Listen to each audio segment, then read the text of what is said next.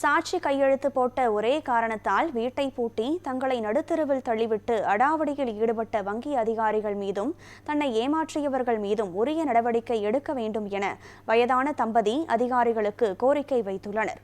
திருப்பூர் மாவட்டம் தாராபுரம் அருகே கொடுவாய் என் காஞ்சிபுரத்தில் வசித்து வருபவர் 73 வயதான தங்கராஜ்.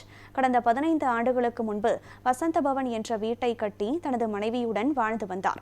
1989ஆம் ஆண்டு ஏற்பட்ட சாலை விபத்தில் தனது இடது காலினை இழந்த இவர் வீல் சேரில் தான் அன்றாட வாழ்க்கையை நடத்தி வருகிறார்.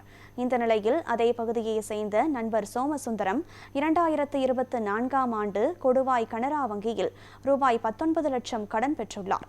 கடன் பெறும்போது சாட்சி கையெழுத்து தேவை என வங்கி ஊழியர்கள் தெரிவித்த நிலையில் சோமசுந்தரம் தங்கராஜை காரில் அழைத்து சென்று, நான் தான் லோன் வாங்குறேன், நீ சாட்சி கையெழுத்து மட்டுமே போடுங்க, முறையா கடனை கட்டிடுவேன் என நைசாக பேசி கையெழுத்து பெற்றதாக கூறப்படுகிறது.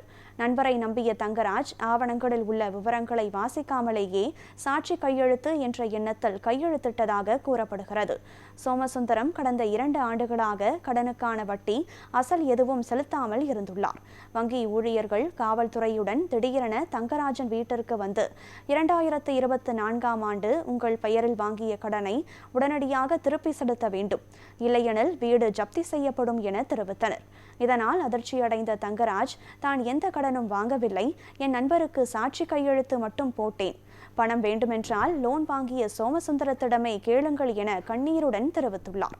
ஆனால் வங்கி ஊழியர்கள் கடன் உங்கள் பெயரில் தான் உள்ளது என கூறி தங்கராஜை இழுத்து வீட்டின் வெளியே ரோட்டில் அமர வைத்ததாக கூறப்படுகிறது.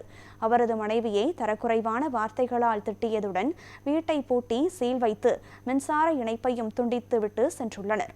இதனால் செய்வதறியாமல் திகைத்த தங்கராஜ் வீல் சேரில் ரோட்டோரம் அமர்ந்தபடி கதறி எழுதார்.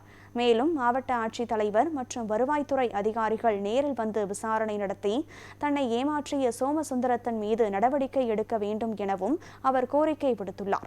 தாராபுரம் கொடுவாய் பகுதிகளில் மாலை 6 மணி முதல் காலை 9 மணி வரை கடும் பனிப்பொழிவு நிலவி வரும் நிலையில் போர்வை, பெட்ஷீட் கூட இன்றி முதிய தம்பதியினர் குளிரில் நடுங்கியபடி ரோட்டோரம் அமர்ந்திருப்பது அப்பகுதி மக்களிடையே பெரும் வேதனையையும் அதிர்ச்சியையும் ஏற்படுத்தியுள்ளது.